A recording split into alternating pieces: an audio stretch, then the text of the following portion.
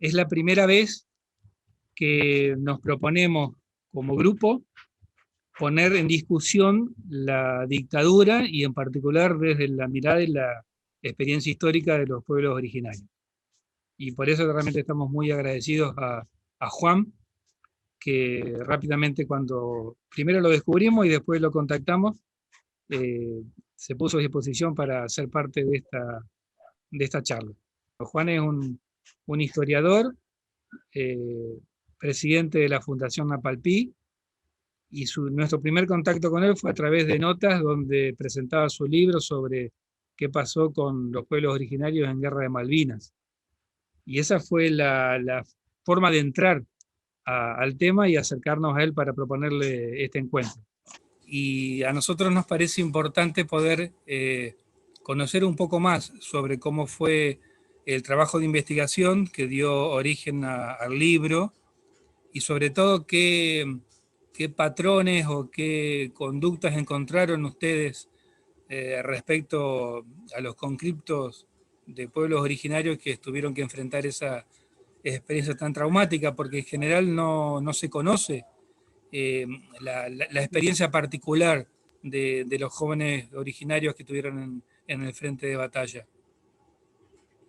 Sí, voy a tratar de ser lo más breve posible porque la verdad que estamos complicados con la señal. Sí, en realidad nace también en esa línea que contaba recién, es decir, cómo los pueblos indígenas fuimos invisibilizados, negados, pero eso fue una decisión política de los que escribieron la historia argentina. Es decir, la presencia indígena en la defensa de nuestra soberanía no solo arrancó desde el 2 de abril al 14 de junio de 1982, sino también arrancó allá en la misma concepción de la Revolución de Mayo, lo que es el Estado argentino. Porque, por ejemplo, un decreto de 1810, cuando Moreno, él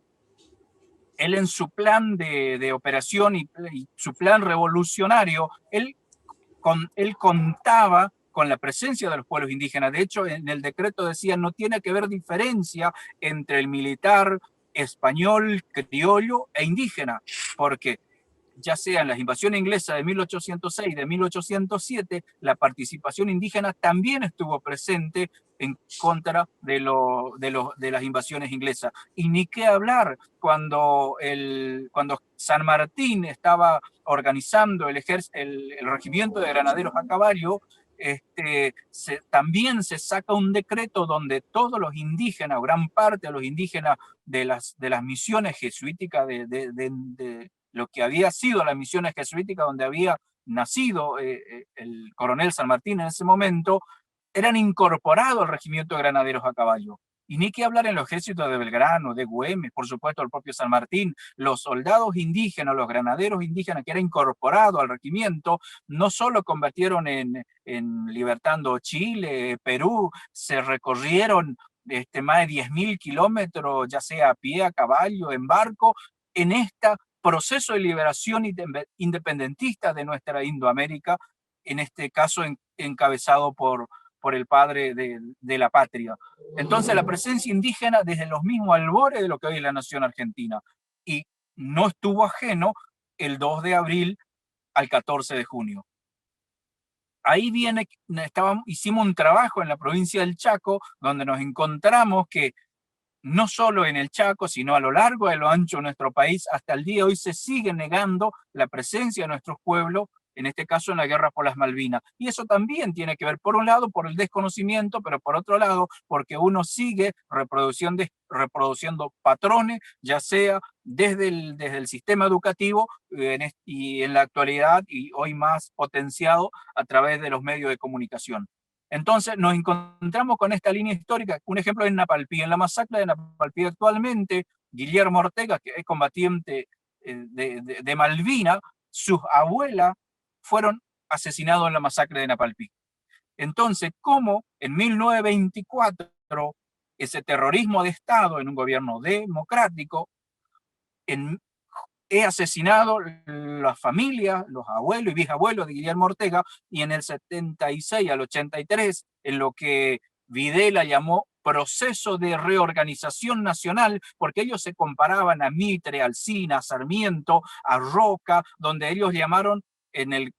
en el proceso de genocidio contra los pueblos indígenas lo llamaron proceso de organización nacional, matando, secuestrando, lo que ya dije hoy. Por eso Videla, que ellos querían entrar también a la historia y tener sus monumentos, sus ciudades, sus calles, el nombre de biblioteca con sus nombres.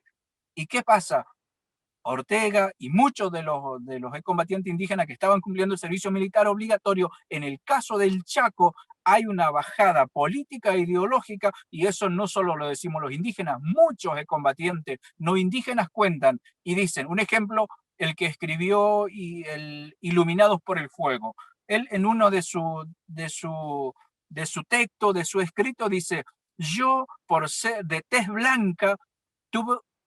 una suerte un poquito mejor, pero aquello, dice, los correntinos, los chaqueños, no tuvieron la misma suerte por su color de piel. Que vaya el indio bruto al frente, que vaya el correntino bruto, que vaya el negro a los frentes de batalla. Entonces ahí había una concepción desde el gobierno de facto bien ideológica, que vaya el negro, que vaya el correntino bruto a los frentes de batalla. Por eso Corrientes y Chaco, en proporción de habitantes de Santa Fe, de Buenos Aires y de Córdoba, fue la provincia que más soldados se aportó para Malvinas. Es decir, había esta concepción y esta mirada de la cúpula militar, que vayan los regimientos del norte a aprender, a saber. Como siempre se mira que los del norte somos los ignorantes, los brutos. Entonces ellos decían que vayan los regimientos del norte, cuando Argentina tenía regimientos preparados, no solo en Buenos Aires, sino en el sur del país, que estaban habituados al clima, y muchos de ellos muy preparados para estos tipos de cuestiones. Pero la idea era mandar justamente, como dije recién, desde el racismo y el desprecio a lo que tiene que ver no solo con lo indígena, sino con lo norteño o con lo provinciano, se envía a muchos de los regimientos del norte a los frentes de batalla. Entonces, de vuelta nos encontramos que defender soberanía para los pueblos indígenas no es novedad. Por eso, muchos de los excombatientes dijeron, cuando nosotros fuimos a defender la patria, no lo hicimos ni por Macera, no lo hicimos ni por Galtieri, lo hicimos por nuestro compromiso, primero con la patria, y también porque somos hijo y nieto y descendiente de gente que viene defendiendo soberanía hace muchos años, ya sea 300 años del intento y de la invasión del imperio, y luego los años del Estado argentino invadiendo nuestros territorios. Entonces, justamente ahí queremos reivindicar la presencia de nuestros pueblos, en este caso en la guerra por las Malvinas. Y nosotros decimos, Malvina no empezó en 1520, Malvina empezó muchos años antes. Entonces, ahí viene, por eso decimos nosotros, a ver, los británicos, la colonia tiene que entender que las Malvinas no solo son argentinas, sino que primeramente son y fueron indígenas.